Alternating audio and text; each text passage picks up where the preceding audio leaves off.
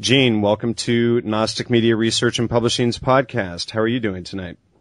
Doing well, Jan. It's good to be here.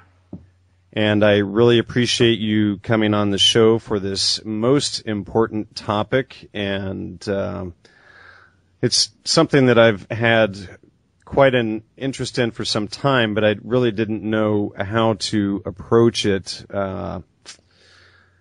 Basically to how to get at it, in other words. And you had sent me a couple of emails that you had written, and one of them actually broke everything down in a way that was exactly what I was looking for, which is why I immediately contacted you when I saw your email. Go ahead. No, I was just going to say that most people don't get it in that very condensed form. And the reason I contacted you, in fact, is because on this show, you've been covering essentially the topics that are most important to us right now. I mean, you go all the way from entheogens to theology, astrotheology. Lately, you've been concerned with economy or money, in fact. And now you're looking into education. I think that pretty much covers the waterfront of what our concerns are right now. Well, I guess I would agree with you on that. I thought you might. Well, do you want to start out by talking a little bit about your personal background and education? Well, I was raised mostly in Las Cruces, New Mexico in the 1950s and 60s. The geography and the topology of this place will come into play as our discussion progresses. It has to do with one of the areas that I just mentioned that's one of your areas of study, and that would be astrotheology. I attended New Mexico State University there in the same town for 5 years. I was originally enrolled in a pre-dental science program. But after 2 years, I switched to humanities curriculum, which I studied for an additional 3 years. I never took a bachelor's because of that switch in majors. But my genuine education, the education of not only how to develop a way to make a material living, but more important, of how to live, that is, how to live in a state of abundance, both materially and spiritually, was given to me over a period of about 7 years, from the time I was 13 to age 20. This education was given to me by a professional man. He was a family dentist who had a strong background in philosophy as well. As my mentor, he was able to guide me into some of those philosophical ways of thought. After school hours, I was actually in Dr. Ingman's office in the capacity of a preceptor. Now, a preceptorship was a program by which potential healthcare professionals, that's aspiring physicians, nurses, and dentists, were trained in a clinical or office setting by practicing professionals on a one-to-one basis in methods and techniques. This was a system of training, an apprenticeship really, before medical and dental schools were formed. So by teaching me the laboratory procedures of dentistry over the years, that's the actual construction of dentures, crowns, bridges, and cosmetic veneers, the doctor provided the material means for me to make a living. I subsequently made a career in dental laboratory technology rather than becoming a practicing clinical dentist. But it was in his tutoring in the more general subjects, the more universal subjects encountered in life, that over the decades, I've learned the true treasure Dr. Ingman handed to me as my mentor. He did this by thoroughly, and I must add patiently, teaching the first steps in thinking correctly. That is, to methodically thinking correctly and creatively through what makes up the subjects of the Trivium, which is one of the major topics of today's talk. Virtually all of us have these abilities of thought, but I was lucky enough to have Dr. Ingman present these methods explicitly to me at an impressionable age. And they've served me well throughout my life. The doctor also helped me to categorize the various basic arts men have developed over time, those being the liberal arts, the servile arts, and the fine arts, which led me earlier to distinguish between the art of making a living and the art of living. Does that have anything to do with the triangular diagram you sent for the purpose of posting to the introduction of this podcast episode? To a degree, yes. That's a Pythagorean right-angled triangle. The numbers 3, 4, and 5 embedded in each of the three lines indicate the units of measure of the right-angled sides and the hypotenuse. Those units indicate the smallest unit measure for putting a Pythagorean triangle together. In ancient times, when standard type tools were unavailable, architects and builders took a length of rope, tied 12 knots spaced equally apart, then looped it closed with the intervals counting out 3, 4, and 5 to get an exact 90-degree corner. Or they could use the entire triangle as one half of a rectangle to lay out a window or door opening with an aesthetically pleasing proportion, a layout which roughly approximated what's called the golden proportion. A number of other practical applications for methods of navigation to techniques of measuring and mapping the heavens, as well as other applications in the building trades, emanate from this particular triangle. As to building and architecture, many window openings and other design features like the proportions of our credit cards and cigarette packages to the general sectioning of mountain bikes of all things are set out to this supremely balanced proportion, even today. The point is, the ancients had a propensity for using one entity or a single symbol for multiple uses. That's where the symbolism that puzzles many of us today was originated. The ancients essentially practiced thrift wherever they could. So, in keeping with the spirit of thrift, the triangle represented what it actually was, as well as many diverse applications for which it could be used, and as an abstract symbol by which men could come to know reality, the reality they inhabited.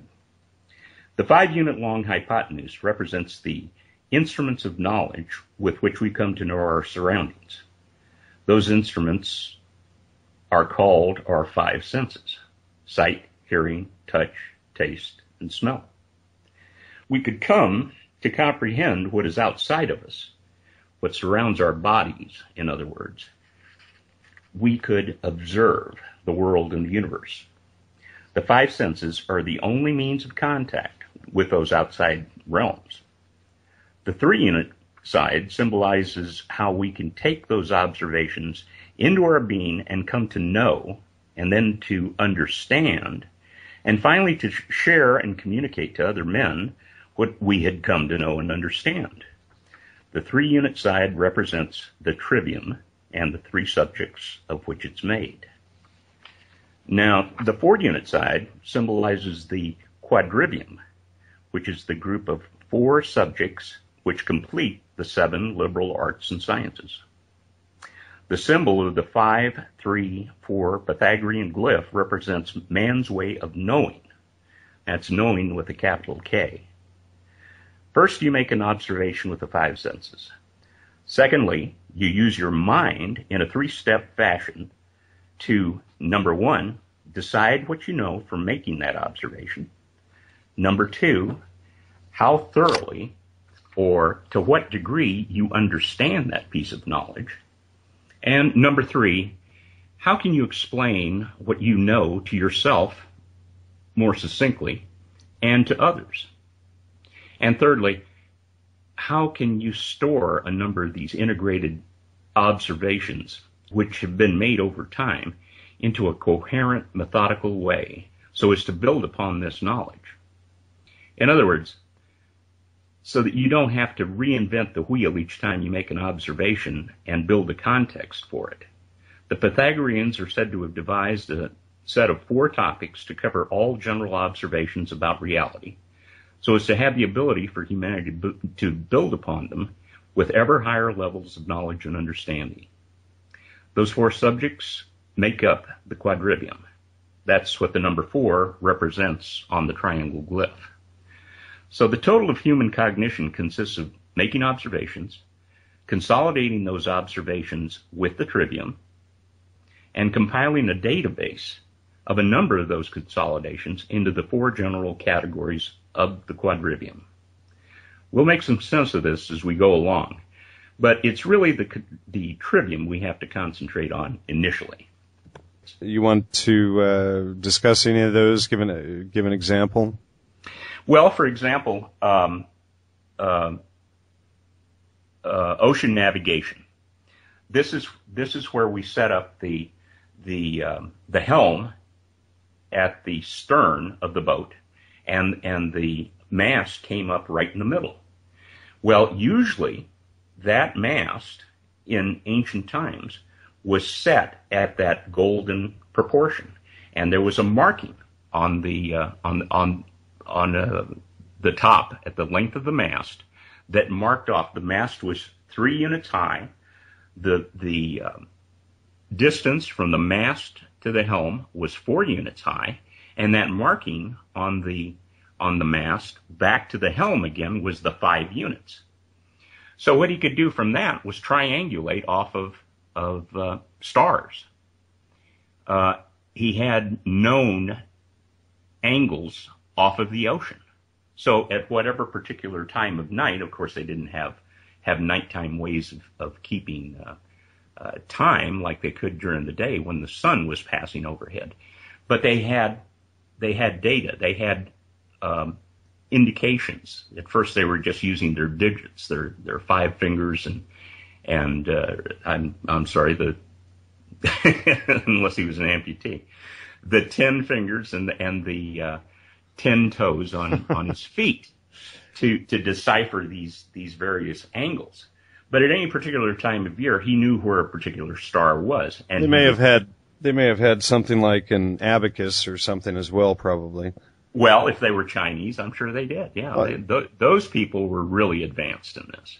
Well, even like in Peru and places like that, they had little strings, and in fact, the natives that speak Quechua, they still use these things, and they've got little beads on them that they use for counting and things. Yeah. But that was one method of using for navigation, for oceanic navigation, and another for celestial marking. Again, was using the Pythagorean right angle triangle, and they would use those angles to measure celestial bodies, planets and stars, rising over the eastern horizon. And they would have artificial horizons that were marked at various angles from the observer to set up that 3, 4, 5 triangle. And they kept records over the years, because when that particular star rose at that particular point, they wrote it down. And then they would subsequently check themselves as the years went by with that same calculation. And that angle is really where we get our term angel from. Those are the angels, the angles speaking to us. So you can see how this ties in from one subject to the other. Interesting. In that same root word, ang, A-N-G, is also ong, or as in angler, like herd, and it's also ag, as in vessel. So there is, as you mentioned earlier, each thing can have several meanings, and well, that was by design. Well, why don't you define exactly what is the trivium and what is its importance? Well, in a very disintegrated form, the 3 subjects which make up the trivium are part of what's called a classical education today, which very few of us get in this country. So it'd be like what people get at the Ivy League schools. Yeah, and the prep schools. There are about 8 private prep schools where people get the trivium, and those are like Andover and those types of things. It's for the old guard send their kids, and then of course they get into the upper echelon in the Ivy League schools. Right. But up until 100 years ago, the trivium comprised the basis and part of the premier study in a general education. Of course, the premier study was all 7 of them. But even before that, 200 or 300 years ago, possibly going back a little bit further into the medieval times, when we were made to understand that theology was the premier study, it was really the 7 liberal arts and sciences. So what's happened over this period of time is that before the word liberal was demonized into whatever it means today, which is pretty ambiguous, or depending on which way the political winds happen to be blowing that year. Right, and I've you've written on that. Right, yeah. Exactly. Yeah. So you know that traditionally the word liberal meant to free the individual mind from ignorance through coming to know and understand reality. That's essentially what its meaning has been through millennia. But getting back to the word trivium itself, it's Latin for the intersection of 3 roads. So it's a metaphor for the 3 subjects of the trivium, which are specifically general grammar, formal or Aristotelian logic, and classical rhetoric. Now, we've all heard of these subjects, but other than grammar, most of us really are unfamiliar with what these terms mean in their deepest sense, unless you went to one of the prep schools that we just spoke about. But many sacred texts refer to these ideas simply as knowledge, understanding, and wisdom. Now, even that makes a lot more sense than general grammar, formal Aristotelian logic, and classical rhetoric, but that's at its core what it means. Right. Grammar, logic, and rhetoric are really just made up of sets of rules. They're well-traveled sets of rules which have been gathered and refined over thousands of years. So, back to the point. General grammar is the systematic method. Now, pay attention to that. The systematic method of gathering raw data of a similar nature into a body of knowledge. When that gathering is complete, we call it a subject or a study. And now, formal logic is the method of bringing full and intimate understanding to that body of knowledge by systematically, there's that word again, by systematically eliminating all stated contradictions within it. So at this point, we have coherent, meaningful knowledge of a set of data due to the applications of the rules of grammar. And we have an understanding brought about by making that knowledge consistent by applying the rules of logic. To communicate this comprehensive knowledge and understanding to ourselves and to others, or to utilize the insights in the real world in the form of instructions or protocols, we apply another set of rules, the rules of rhetoric, which display wisdom. Now, the word wisdom, like liberal, has fallen on slightly hard times also. But let's give it a definition. Wisdom is simply the communication to others of the use of knowledge and understanding in the real world. Now, I'm going to start referring to the trivium as the trivium method of thought. The trivium method is really the reflection of the elementary pattern in which the human brain operates while consciously thinking. That operation is mirrored in the way we design our artificial computers, for example. The data input devices are the keyboard, the mouse, and the scanner. This comprises the grammar or knowledge portion of the computer. The central and peripheral processors provide the computer logic to bring meaning and understanding to that data. And the output devices, the screen and printer, communicate the knowledge and understanding in terms we can assimilate. Likewise, all formal subjects which humanity has developed mirror this threefold structure. Now, let me read a passage from a famous essay written in 1947 by Dorothy Sayre, who was an English writer of mystery novels, and she was a contemporary of Agatha Christie. Okay. The title of this essay is called The Lost Tools of Learning, and it'll give you a feel for these common structures and also lead us into the advantages and importance of pursuing the study of the Trivium method. She writes, and you can tell that this is an English person speaking and writing. I am concerned only with the proper training of the mind to encounter and deal with the formidable mass of undigested problems presented to it by the modern world. For the tools of learning, that is, the Trivium, are the same in any and every subject. And the person who knows how to use them will, at any age, get the mastery of a new subject in half the time and with a quarter of the effort expended by the person who has not the tools at his command.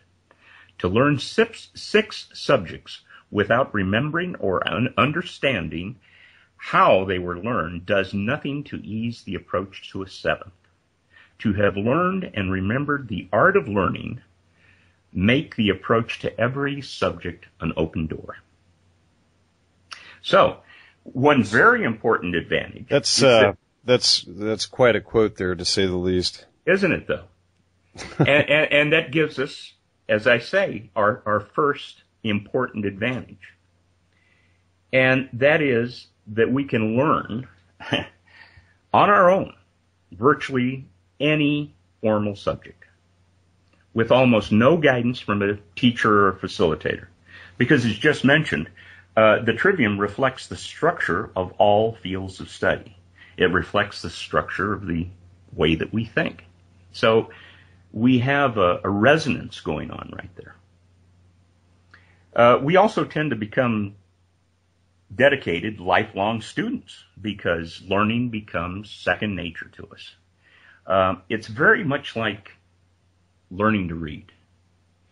You know, at first we have difficulty. We have to learn our alphabet, and then we have difficulty putting it together. We really don't know where we're going with that alphabet.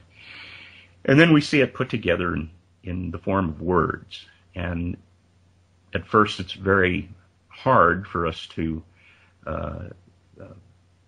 get the code put together. But then one day, almost without realizing it, we understand what those words are saying on a page.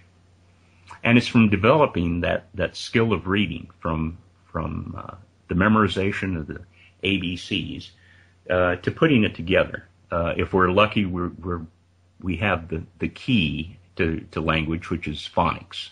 And if we're taught phonics, we're all that much better off. But as I say, one day it just simply becomes second nature. It's just like breathing. Well, the Trivium, at a certain point, and it's a point at which you don't even have to become expert. All you need to do is become conversant with the three sets of rules in the Trivium. And creative thought just blossoms within you. It becomes almost automatic. And I'll go into the other part of that equation, which is, I think I mentioned creative thought. What I meant to say was critical thought. But the other part of that equation is creative. And from these attributes, from this ability to converse with the Trivium,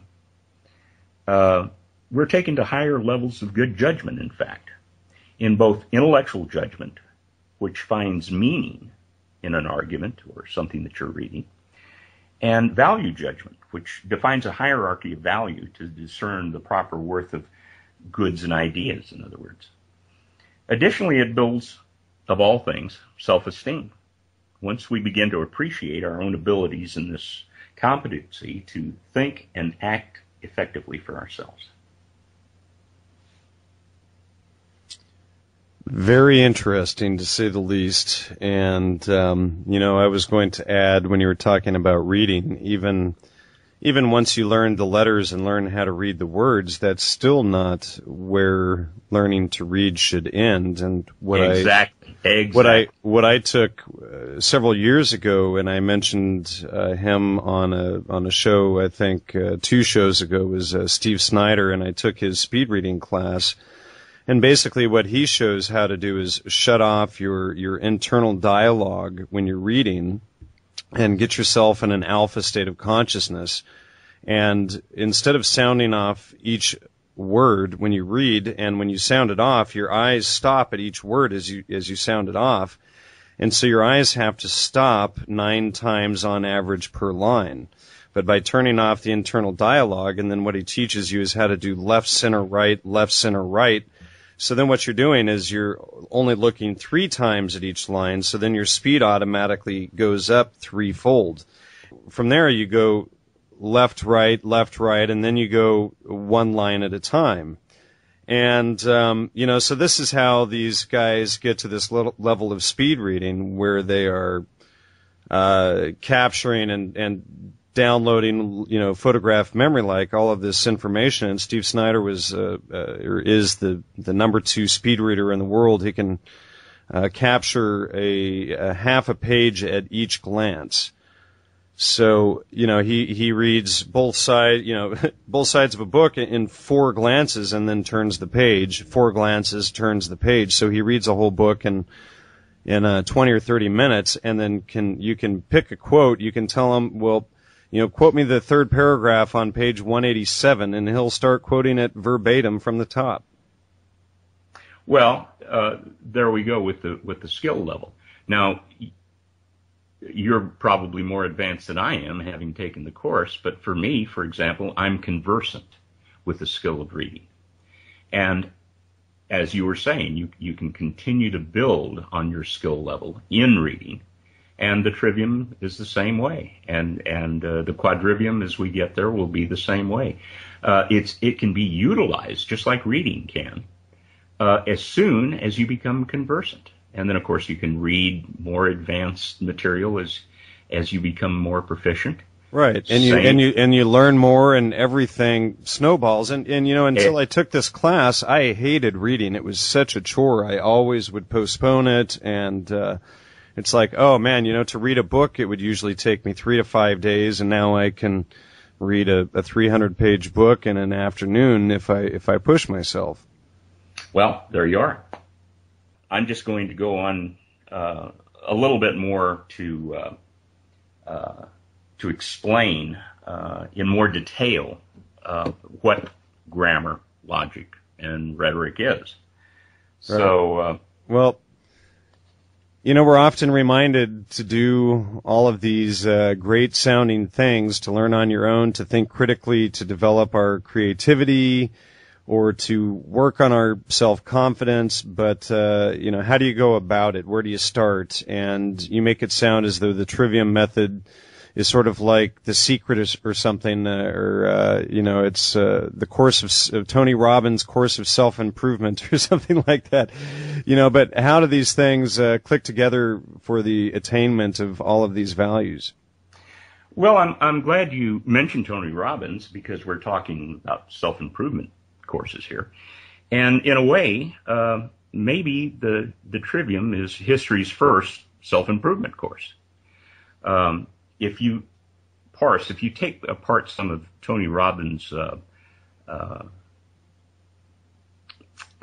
explanations as to what he's going to teach you, he's essentially putting the Trivium method into a 4-part map of living. We have 4 interests personally in life, and they are personal health, personal livelihood, personal relationships, and the fourth one just escapes me right now. I mentioned health, relationships. Well, there we go. I haven't taken Tony Robbins' course. Well, you have to take the mega memory course, I think, was for that one. Probably so. But at any rate, when he goes through that, you can get it off of his television commercials, that he's telling you to gather a store of knowledge. Then, as often we do, and you just mentioned it, we'll read something, but we really don't understand it. So we've got to go back through and take out all the contradictions, and that's logic. And then finally, we become proficient speakers and communicators. And that's what lays in his television commercials. But really what we're trying to do, believe it or not, is come to a goal, a very simple goal. And that's to distinguish reality from unreality. It's a simple statement, but it's not easy to grasp. So early on, my mentor, Dr. Ingman, gave me this poem to help me in comprehending this idea. It goes, God did not create good and evil, for those are concepts of man. Rather, he created reality and unreality. Reality is everything the Supreme Being creates. Unreality is everything man creates in his own mind. So even to this day, I put my observations to the test with that poem. If I see that something's given to me in a newspaper, for example, I know that it needs to be interpreted. I don't take it at face value. However, if I see a sunrise, there's no interpretation needed. That's just a feature of reality. So this is where these ideas that come from the Trivium to critically think come into play. You're not critical of what God creates. I mean, that's just what is. But you do have to become critical. You have to add discernment to anything that comes from man. So anything that's artificial, and art, for example, art comes from being made by the arm of man. That's what art means. So nature is not artful. Man is artful because he's the one with the arm. So artificial, art, artistic, all those come from the arm of man. So it's any time that you see that, something coming from the arm of man, that you have to be critical, that you have to apply critical thinking. Well, let me interject and ask you a question there. The first thing that pops into my mind is the question between art, the art which would be a typical book like the Da Vinci Code versus, say, another book called the Bible that people classify as religion that God brought forth. Well, those are still works of man. Well, somebody would say that, well, that's a work of God. What are you saying, Gene? How can you say that that's a work of man? It's the work of God. I know it. My priest told me. Well, see, you've either never obtained or you've just thrown out critical thinking. Okay, so that's part of the Trivium. That's part of the Trivium. You've got it. When you're, as I say, when you become conversant with the Trivium, you can go back and look at the Bible. Now, I was raised a Catholic, so I didn't have to read the Bible. Oh, I'm sorry. Yeah. But when I started trading the markets many years later, believe it or not, I started to get all my information about how the markets work from the Bible. And all the concepts that were in there are artificial concepts. And what we did is we started out... Hey, well, I thought that those were literal history. What do you mean those are... well, there you go. You're scaring me, Gene. Yeah, right. I scare a lot of people. I've heard you saying that you can't talk to your family and friends about your insights from entheogens, that they just don't want to listen. Well, mostly family. Most friends, especially as I get on in life, the friends that you keep over your lifetime seem to be the ones that you've even had those experiences together with, or that have at least had them if you haven't had them, at the same place at the same time. Uh-huh. Well, let's go to a little story about Plato's cave, which maybe you've heard before. Have you? It's not ringing a bell. Okay. Well, this is in one of his dialogues, his most famous. It's called The Republic, but he speaks of I was just going to say I actually read that recently, but I don't even recall the cave thing. Well, the cave analogy is that there are a group of people who are born and live deep inside the bowels of a cave. They never see sunlight. All they see, they're chained to their positions on the floor of the cave, and all they see are shadows against one of the cave walls. Oh, and right, they don't even know what emanates those shadows. All they know is that they have a similar structure to what they see in 3 dimensions sitting next to them, other men. But it's all a mystery to them. This is reality for them. They're sitting on the floor of the cave watching these shadows go by. One day, one of them gets loose, and he starts to follow the trail that leads someplace. He doesn't know where. He turns a corner, and there he sees a fire burning. Now, he's never seen fire before. But as he turns around and looks in another direction, there's another wall of the cave, and he sees that the fire projects shadows on the wall. So now he knows that there's something in nature. There's something that causes these things. So he continues out the cave, and finally he reaches the surface, and of course he's never seen the sun, he's never seen the outside, he's never seen a vista or a horizon or a tree, an animal. And these are wonders to his eyes. So he takes in as much as he can, and then he goes back to help his fellow prisoners. He wants to tell them about the wonders of nature, of what he sees other than what he's been seeing, the small amount of what he's been seeing up to this time. So he goes back down there and he tries to explain to these people what's going on. And they kill him. They're so comfortable in their reality that they don't want to hear any of these things that are true. All they want to hear about are the shadows. So this is what happens when you're not on the same page.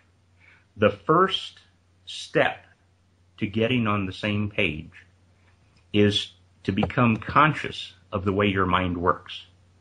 That you put together raw data through your 5 senses into a body of consistent knowledge through grammar. Then you come to a full understanding of that by eliminating contradictions within it.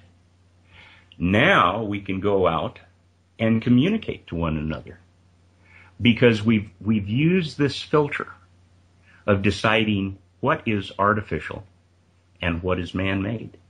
One of the things that saved me more time, energy, and effort is simply to have Dr. Ingman tell me that in nature there are no contradictions. The only contradictions that we see are in things man-made. So whenever you take a Bible and you start to have an argument about it, you're arguing all abstractions. All mental abstractions. You're not on the same page. You can't get to the point where you start off with nature where there are no contradictions. Nature is just what is. Now, we'll run into our observations and we'll misinterpret those observations at times. And they'll seem like contradictions, but that's where the word, I'm reaching for it now. It's paradox. Paradox. So, well, okay, so these guys they're arguing over the Bible, and, when you look out in the real world, you see what is, and they're arguing over contentions in the Bible because there are these contentions or these contradictions that don't allow an obvious settlement or agreement as to what is specifically said. It's like when Bill Clinton was sitting up there at the trial over Monica Lewinsky and the whole blowjob thing. Is the word "it" is or is it isn't? And doing this whole sort of dance over these little finite points like that, and instead of being able to come to an agreement as to the natural meaning of it, as you're saying, of what's outside. Is that correct? Yeah, to a degree. What we have to do is all get on the same page. And that's really what the Trivium does, by reflecting the way our mind works, which is to gather data into a body of knowledge and then to come to a complete understanding of it by eliminating all contradictions. Now, that word contradiction is very important, and I'll get to it in just a moment. But of course, the third thing is once we have our knowledge and understanding of that knowledge together, we want to clarify it within our own minds and pass it on to other people. And when we've done a good job of that, we've passed on wisdom. So that's where wisdom comes into play with rhetoric. But getting to that word contradiction. This will save most people a lot of time and effort to understand that what is, as you put it, what God creates has no contradictions. There are no contradictions in nature. The only place you'll run into a contradiction is something that's been made by man, something that's artificial. Now, in nature, there are times when we look out there and there are apparent contradictions. That simply means that we don't have enough knowledge of what nature is. So what the word that can be used for that is paradox.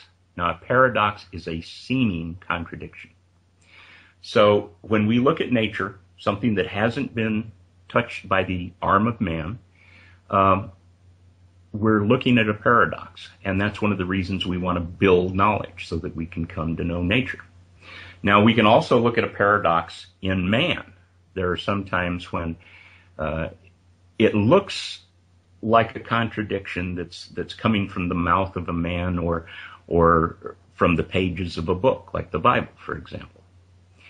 And there may be an apparent contradiction in there, but in fact, it's a paradox.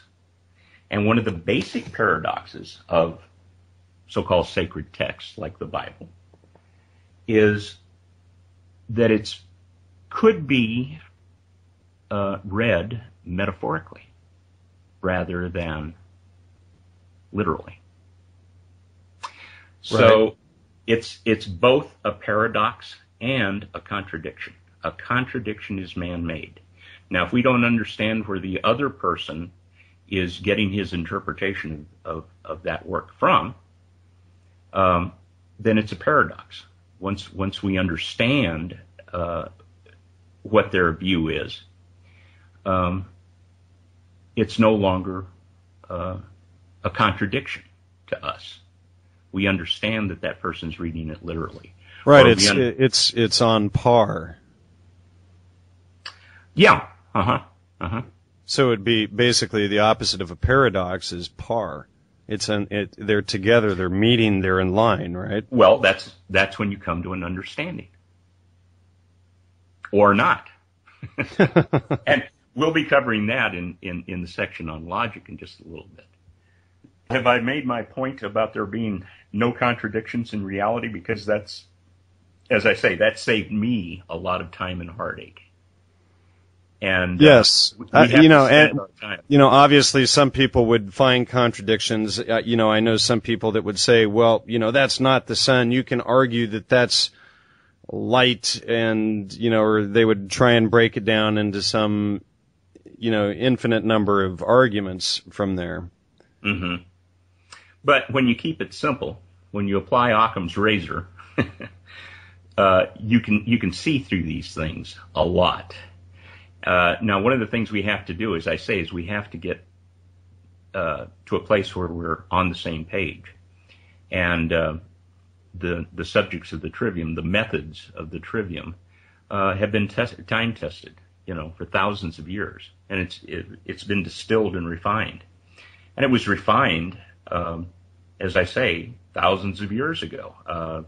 The place that we're taught these things is the time of ancient Greece. Those are the people that are given credit for having come up with these formulations, but it preceded them by millennia. So they understood how the mind worked, and then they expressed it, and that's essentially what's come out of it. How we take in observations, how we put together knowledge, how we put together an understanding of that knowledge, and then pass it on to ourselves and others. But this is the distillation. This is the simplest way for all of us to get on the same page. Now, we'll have disagreements, but once we realize that there are no contradictions in reality, in nature, but there are contradictions with man-made, manufactured things like books and the words that are in them, then we can proceed on a reasonable level, because really this is part of reasoning. It's part of man's rationality. And when we get to one of the sections in logic, and in fact the essence of logic is to define man-made word concepts. So definition is the essence of logic, how to identify things in nature and things that are man-made. So definition acts as that bridge between one and the other. I mean, you start with language, but you have to come to the same definition of words and of phrases and of paragraphs, and finally of whole texts. And as I mentioned in the allegory of the cave there, when the man came back to help his fellows and was killed, they were acting on emotion, not on rationality. Whenever you take a rational argument and try to speak to an emotional person, the emotional aspect is going to overtake the rationality every time. So that's why you have to come to this judgment that the Trivium promotes, so that you can judge when you're discussing something with someone on the same page, or having the judgment to know if you're going to make your views become important and considered by that person. If they're not going to consider a situation, you're both wasting your breaths. What Aristotle, who essentially put the Trivium together, at least he did in his time, what he said constituted an educated man was that an educated man could consider literally anything, any topic, thoroughly, without necessarily embracing it. So when you get to that type of person, when you become fortunate enough to get around that type of person, you can have a rational discussion. Without embracing it or without dismissing it, either way. Well, that's it, yeah. Usually, by the time you get to the point where you don't embrace it, you've already decided that you're not going to dismiss it. or that you are going to dismiss it. Right. You'll either embrace or dismiss. But the point is, the important part of that is that you thoroughly investigate it, and you thoroughly investigate it rationally, which means methodically, systematically. Here we go back to the trivium. You apply the rules that are contained within the trivium to act as a filter. But until you're finished with your filtering process, you're either going to embrace it or essentially reject it. Now, if you do reject it, if this has been passed on by another person, especially from an emotional standpoint, if the other person is emotionally involved, and this again goes to one of the points in the study of logic. If this person is emotionally involved, that's the first part of your filter right there. Are you going to get into an emotional discussion with this person? Or are you going to leave him to Jesus, as they say? Which often is the wisest thing. You're coming in from out of the sunlight. You don't really know what's out there. I mean, it's all new to you. All you know is that you see a vista that you've never seen. So let's go back and get these people, take them out there, and we'll work on it together. The possibilities out there are far greater than what they are here. I can't do it all alone. So come with me. And you're killed for coming up with that proposition by these emotional people who are afraid of opening their eyes and seeing. Now, my point is that if we're given the trivium, these things have been hidden from us here in America and probably Europe for the last 100 years. They've been taken away. The founding fathers, for example, of the United States had this. And of course, they were the elite members of the community at that time. And the elites today in our country, those that attend the 8 prep schools, are given the trivium. But we're not. And it's available to us. And it can be studied if it's studied in the proper sequence. Now, when you speak to people about grammar, logic, and rhetoric, it's just way too abstract.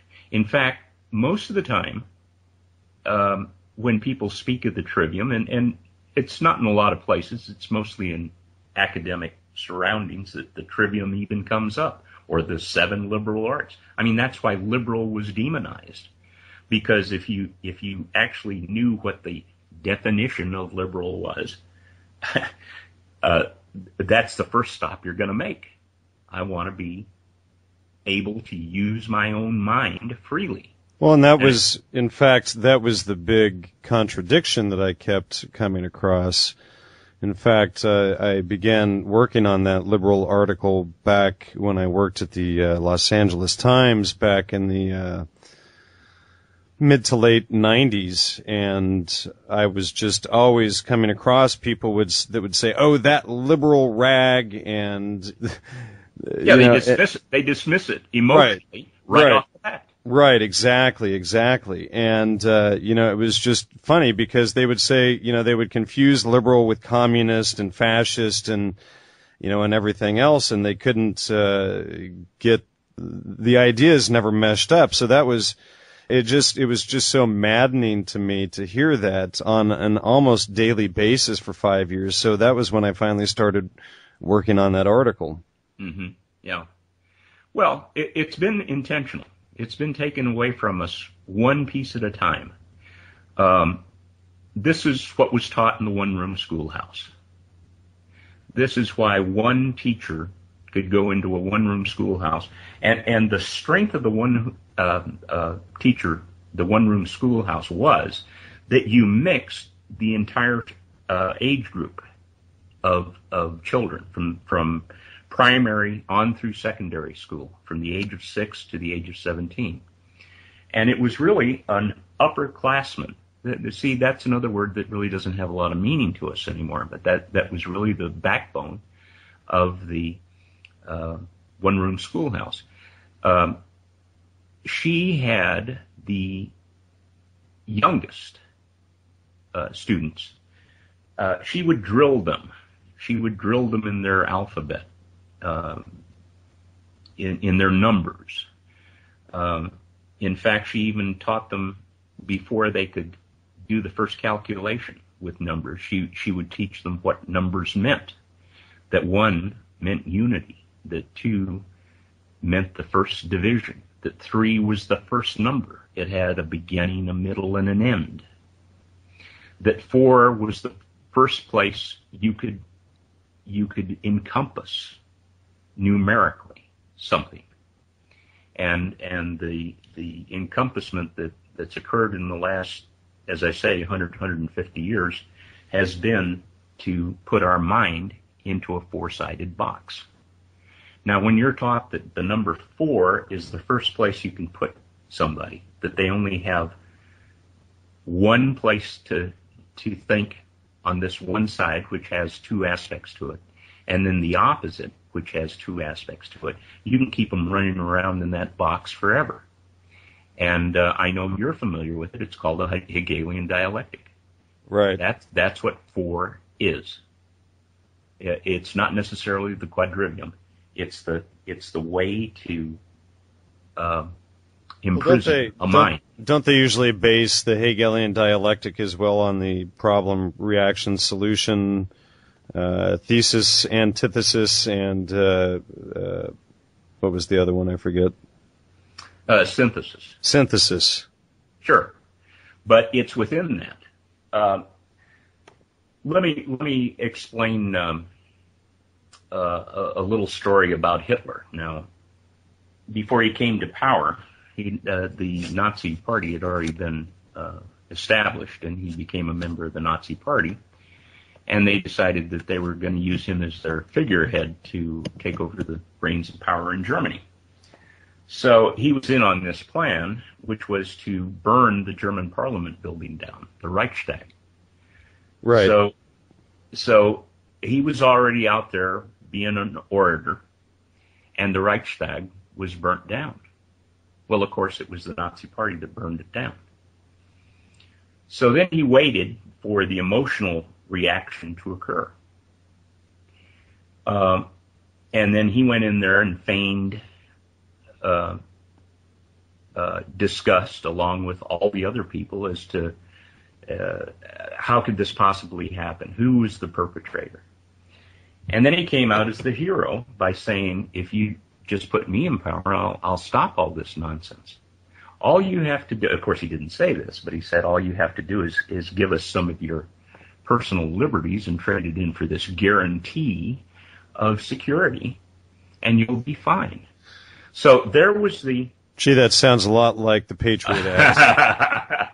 Yeah, it sounds very familiar, doesn't it? Now, there was the action, the burning of the building, the reaction, the emotional reaction of the crowd, and the synthesis. But you see, he was on both sides. So you can't leave the being in control of both sides out of the equation of the Hegelian dialectic, because that's what's occurring. You have to be on both sides. There used to be an old saying when we still had rural communities and small towns here in America. They'd say if one lawyer moved into town, into a small town, and he's the only lawyer, he'd starve. But if a second lawyer moved in, they'd both get rich. Why? Because they're using the Hegelian dialectic. It's even used today in a very overt way, which most of us can't see, and in the euphemistically named family law. Well, it's in the area of family law that we have divorce. So what happens when daddy goes to one lawyer and mama goes to the other? Well, the lawyer that's has mama as client is telling mama just how much she's deserving of everything, and daddy's lawyer is telling him, what a scumbag mama is, and he deserves the divorce and everything that goes with it. And of course, this is it's set up. They're on both sides. Now, the ones that are meeting in the middle are the attorneys. They just drive a wedge that was already in there.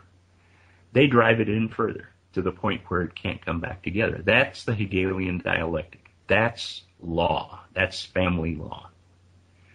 So there you have it. That's a practical application on a mini scale of how the dialectic works. They're action, reaction. Action is divorce proceedings. Reaction is having your people in there getting even more upset with one another than they had been. And the synthesis, of course, is the divorce. But, nobody wins in that situation except the lawyers. Right. Yeah, of course.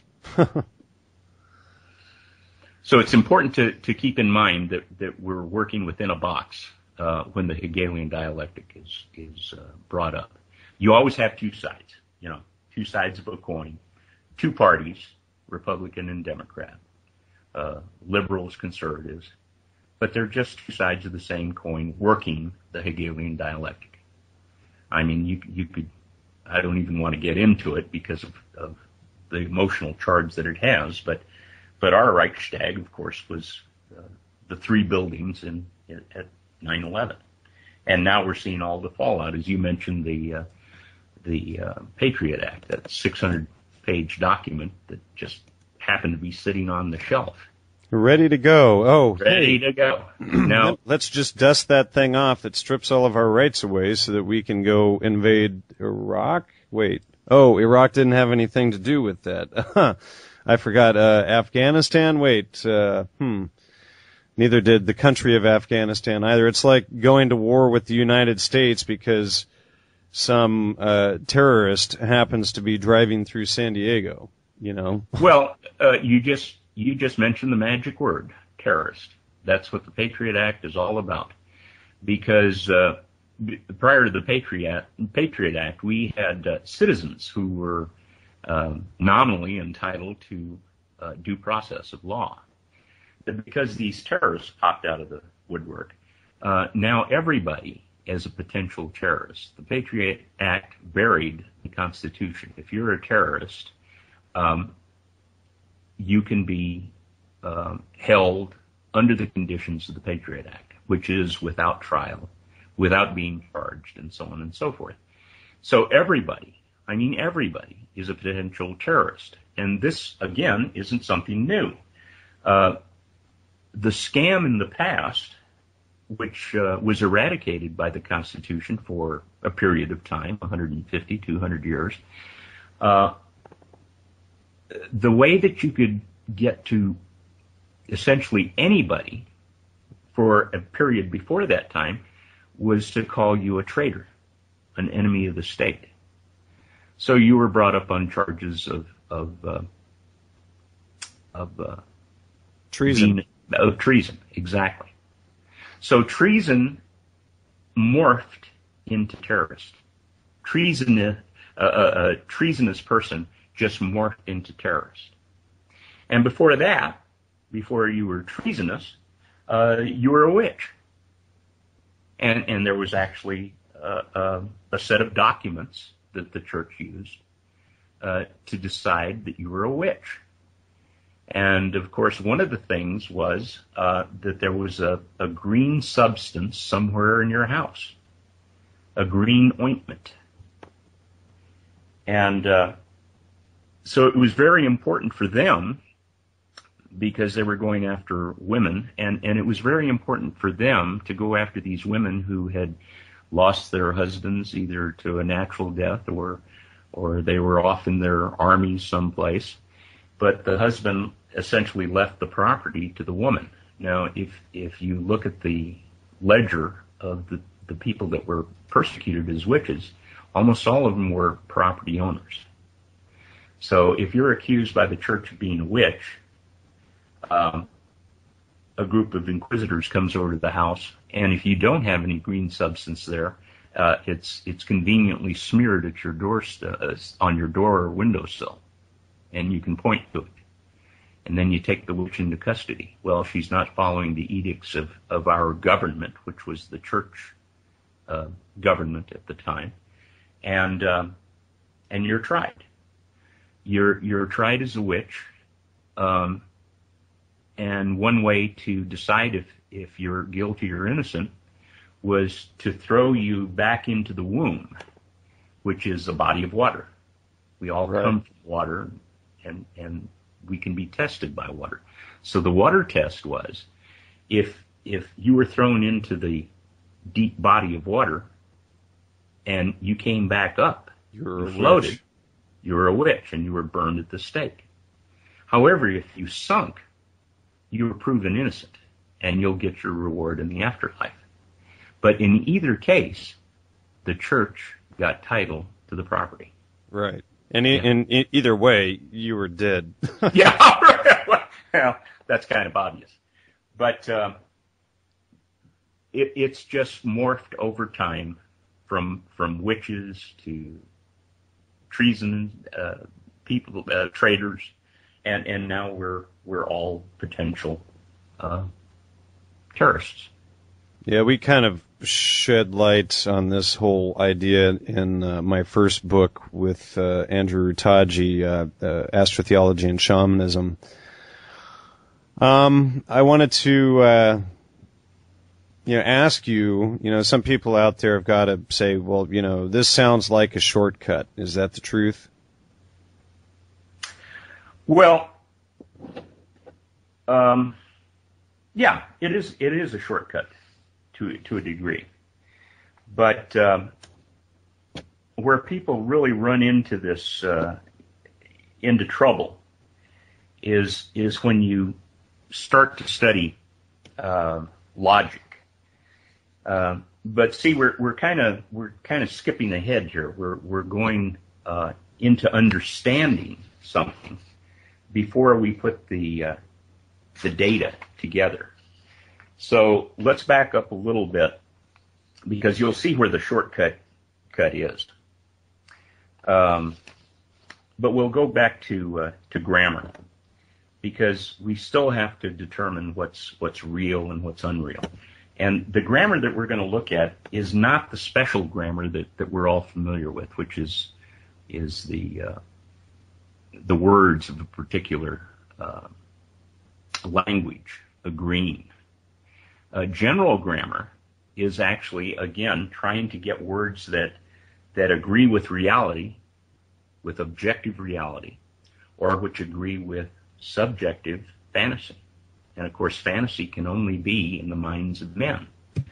So one of the ways of determining if the subject that you're studying, or if you're putting together a subject, is to decide how you're going to test whether these concepts, that words are really concepts.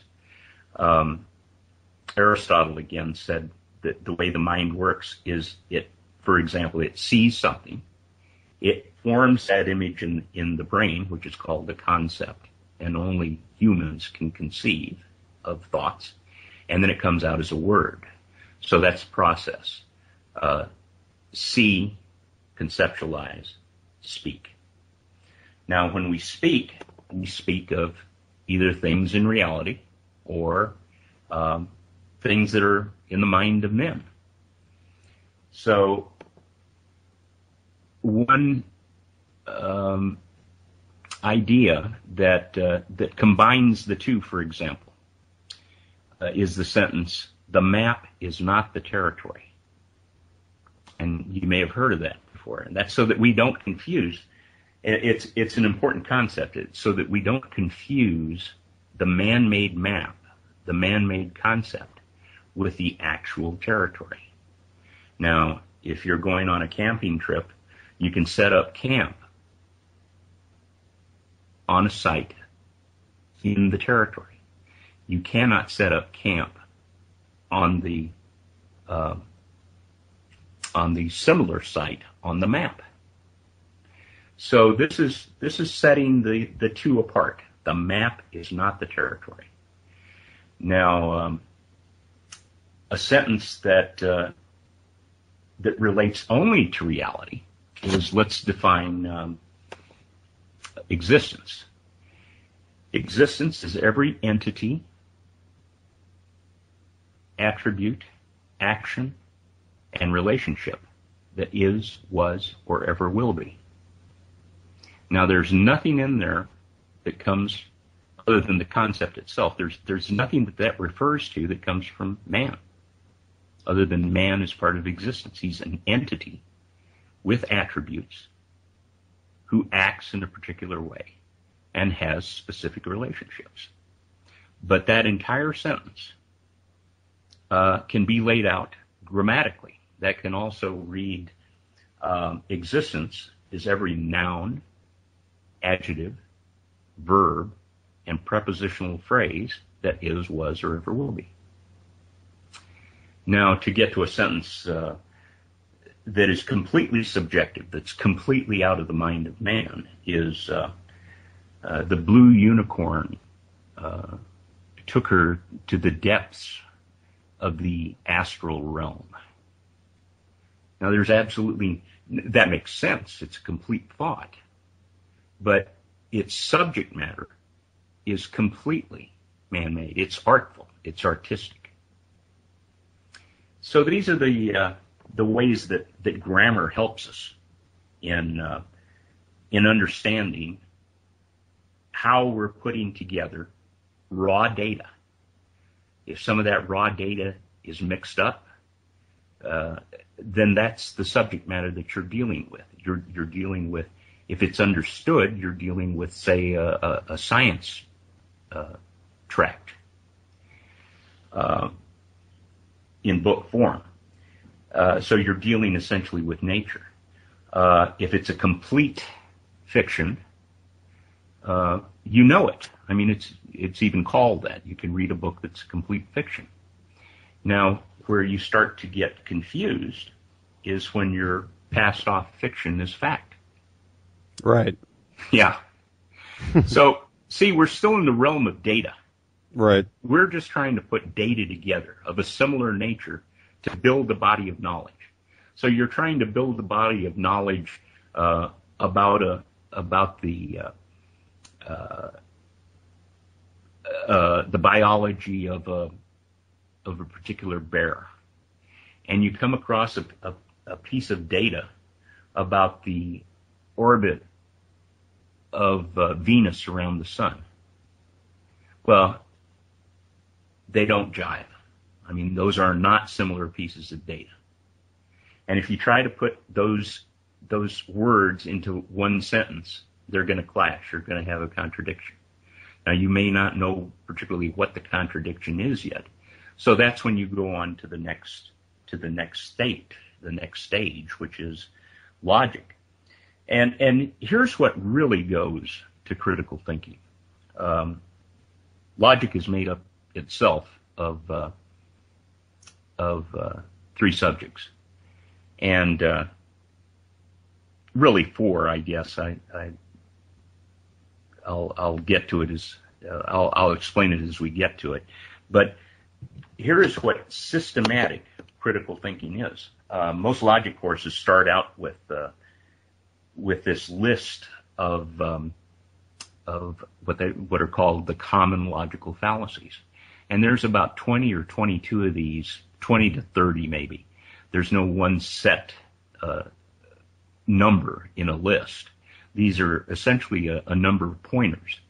But this way of using concepts and logic is so commonly used. That's why they're called the common logical fallacies.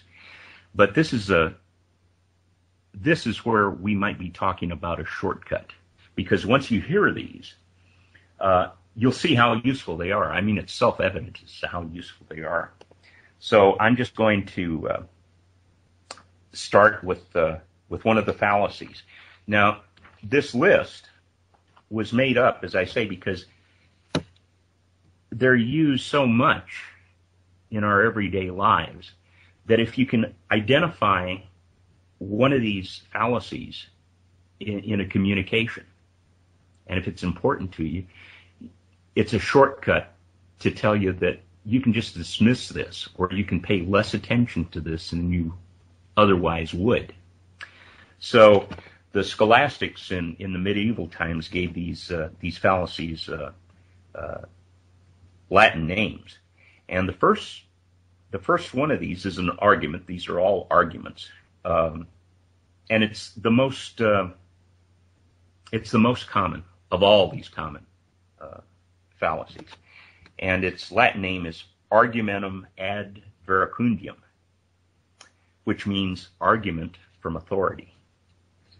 That's to say, arguments by one who is called an authority should carry little weight if not independently verified. Examples of this are 50 million Frenchmen can't be wrong. We've heard that. Well, they could. All of them could be wrong. Or monkey see, monkey do. And of course, the most common is that we follow edicts from on high, which are accepted without critical reflection. Now, this doesn't mean you should never accept what is presented by an authority.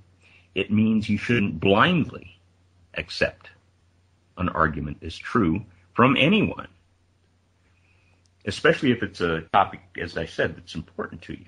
Right.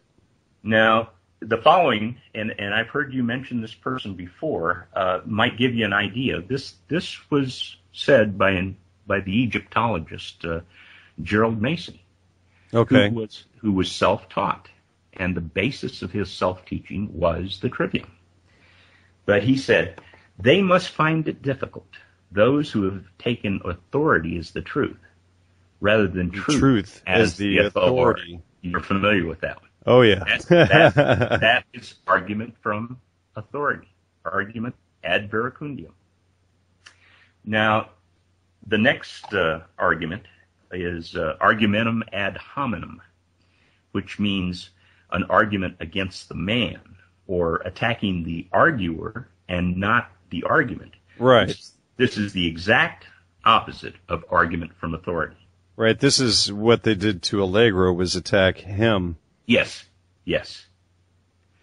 But you can go in the other way, in the other direction. And you can say, in other words, just because a scoundrel said it, rather than a so-called authority, doesn't mean that it isn't true. There's another fallacy that I didn't include in my list, but it's also called a straw man. Now, that's the first part of attacking Allegro. They set him up as being a less than stable individual. And once you accept that, they set up a straw man. They set up a fictitious person over here that really doesn't reflect the reality of the man. Right. And the common technique is also that they use in straw man arguments is to, you see it all the time, and 911 arguments or arguments against Allegro's work and things like that, is what they'll do is they'll not look at the research that he's presenting specifically, and they won't look at the, like the iconography or the primary texts that are available outside of his work. And they'll set up an argument with unrelated data and then refute that data that had nothing to do with what was actually presented. And only other people who haven't taken the time to look at it themselves fall into that trap, which is why I'm so adamant on my show and on my forum that, that before you attack someone's research, you have to either talk to them and find out from them directly or read their work. Well, you see how this can work in concert. There's a whole concert of fallacies regarding what you just mentioned about Allegro. Number one, they set up the straw man. The straw man was set up in the Hegelian dialectic. They made two false sides, and then they attacked it. And then thirdly, they went, after they set up the straw man, they set up the ad hominem. Just because this kook said it, it can't be wrong. So it's not worth your looking into into the body of knowledge itself. Right. And not only that, but, Wasson, who was the one who launched most of these attacks against Allegro, was vice president of PR, or public relations spin, and it looks from my research that he was even trained by none other than Edward Bernays, who is the father of PR and the nephew of Sigmund Freud. Yeah, no, Sigmund Freud, I'm familiar with Bernays and his background. He's the one that took the word propaganda, because at the time that he came into prominence, the word propaganda was starting to become looked at with disfavor. So he came up with the term, which means exactly the same thing, and called it public relations. So he demonized that word, right? Or actually canonized it. It became a saintful word to be called public relations, when in fact it was. See, here's where definition comes in. It's like human resources. Yeah. Oh, that one kills me. Human resources. Now, how can you be insulted? And people are insulted by that every day of the week. How can you call children kids? A kid is a goat's offspring. It's a dehumanizing situation that's purposely perpetrated. But that was a good example as to how there are more than one of these fallacies. And as I say, once you start to get proficient with it, for example, I carry a small card in my wallet with about 25 fallacies on it, with the many of them with the Latin name, because I find the Latin name acts as a mnemonic. It helps me remember what the argument actually is. And sometimes I'll get in there, like we were just discussing with Allegro, and I'll find, well, I recognize one fallacy, and then I say, oh, well, here's another one. And, there's 3, 4, 5 fallacies in there. Right. And then I either shut off the TV or the radio or close the paper or, throw away the book. Right. So, right. But, and sometimes they'll get away with doing only one of them. And, I wrote a book recently, and then that's where the argument comes into lying by omission. Well, half-truths. We'll get to that in just a minute. Yeah. Okay. The next one I've got on my list here is argumentum ad baculum.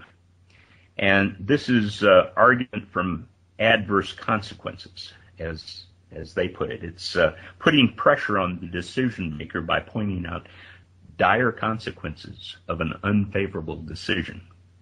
Now, baculum literally means bat, or I'll hit you with a bat if you don't accept the argument. So this is the argument from force. You accept something as true not because it is true, but because you'll be hit with a bat if you don't. So there's the argument from force. Now, here's a good one. I like this one. It's called argument ad ignorantium, and it's appeal to ignorance. And the definition listed for it is absence of evidence is not proof of truth. Now, it actually refers to your ignorance. If you're ignorant about just one particular fact, the fact that a negative cannot be proven. Now, I've got to interject that this also goes to another principle in logic, and this is called the onus of proof principle.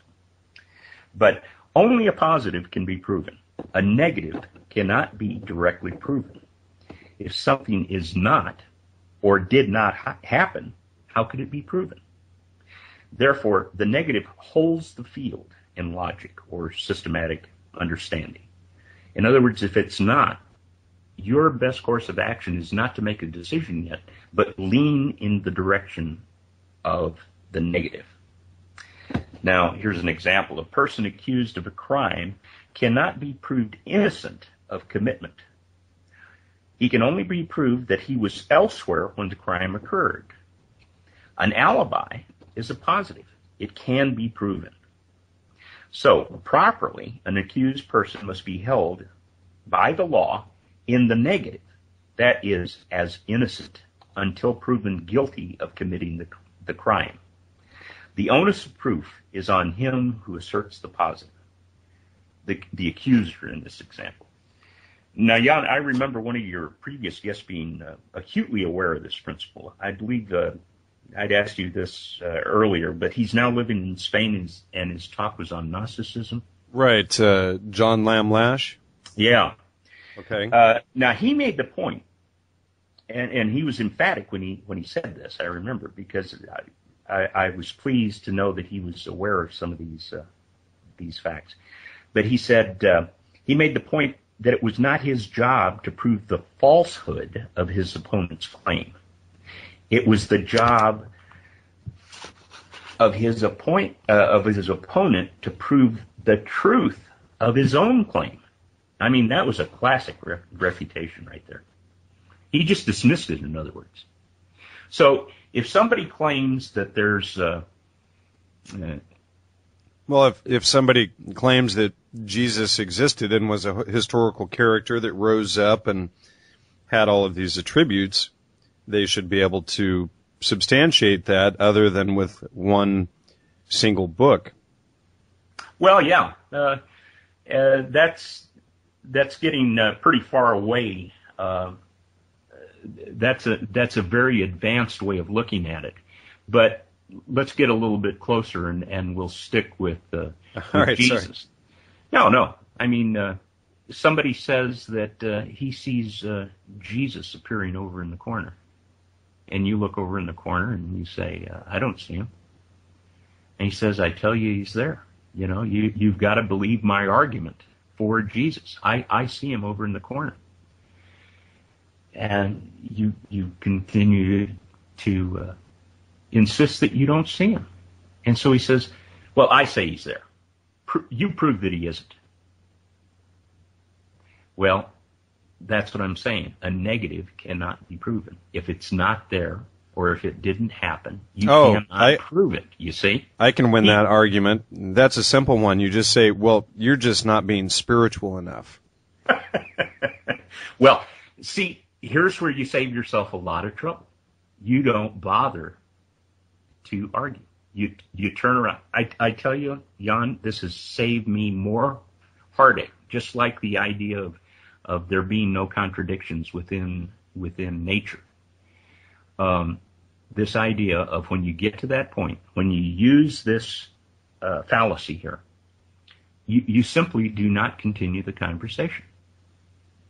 Now, it's that type of conversation can most effectively take place in a book. Now, if someone has an open mind, and the Trivium helps a person to have an open mind, they'll study it. Right. And if not, these are not good verbal arguments to get into. For one thing, that person is being emotional, which is another one of these fallacies here. But you're getting into an emotional argument, and you're never going to win an emotional argument with a rational argument. It just isn't going to happen. It can happen over a period of time if you can get on the same page, if you can get them to start knowing their own mind. But the whole idea of religion is to keep people from knowing their own mind. That's why all these things have been hidden from us, or are being hidden from us. And they're very simple, and they're very available. Exactly. Now there's a book that I recommend when I informally teach these subjects. But I teach, for example, general grammar from a book that's called the Trivium, and it was written by a nun in the 1920s. She was teaching the Trivium in an all-girls Catholic school, and her name was Sister Miriam Joseph. And the way she presents the Trivium on the front page and on the first page, she says the Trivium is made up of logic, grammar, and she calls it argumentation, but it's really rhetoric. Now, how can you present that? How can you present a system, which the Trivium is a system? How can you present it as understanding, knowledge, and wisdom? How can you start with understanding? You don't have anything to understand. You've got to start with a body of knowledge. So right there, she's already, and I don't think she did this purposely, I just think she was ignorant of the fact that this is a system. She's teaching the three subjects as subjects unto themselves, which they can be. But if you don't put them in order like that, you wind up like she is. You can teach her the trivium, but she's never going to make the connection between the three, and she'll remain a devout Catholic. Of course, that's only one reason. There are many others. But her treatise on general grammar, is the best I've ever seen. So that's why I recommend her book. And actually, her treatise on logic is very good. It's just that she doesn't treat the whole thing as a system. She just treats them, as I say, as subjects unto themselves. And it's that simple to hide it.